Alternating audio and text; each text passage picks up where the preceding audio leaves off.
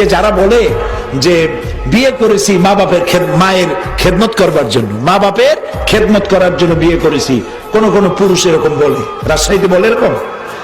এই কথাটি আদৌ ঠিক নয়।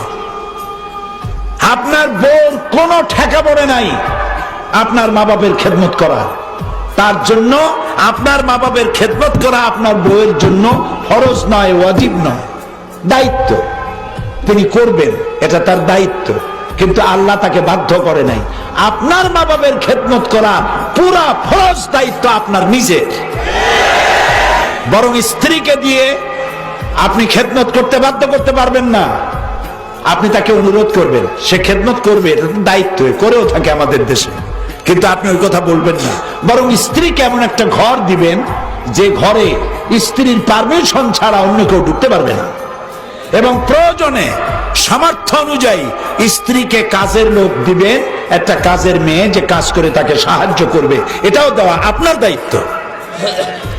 ইসলাম এভাবে ন্যায্য অধিকার দিয়েছে।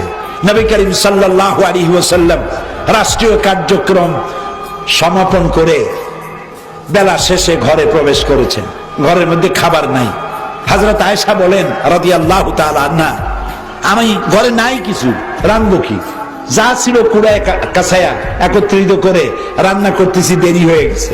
রাসূল ক্ষুধার্ত, ঘরে ঢুকে আমার দিকে রান্না হয় নাই এই দৃশ্য দেখে ভ্রু কুঞ্চিত করেন নাই, মুখ মলিন করেন নাই, চোখ মোটা করেন নাই, আমাকে ধমক দেননি, বরং আমার কাছে বসে আমার রান্নার কাজে আল্লাহ রসুল বিশ্ব নবী আমাকে রান্নার কাজে সহযোগিতা করেছে।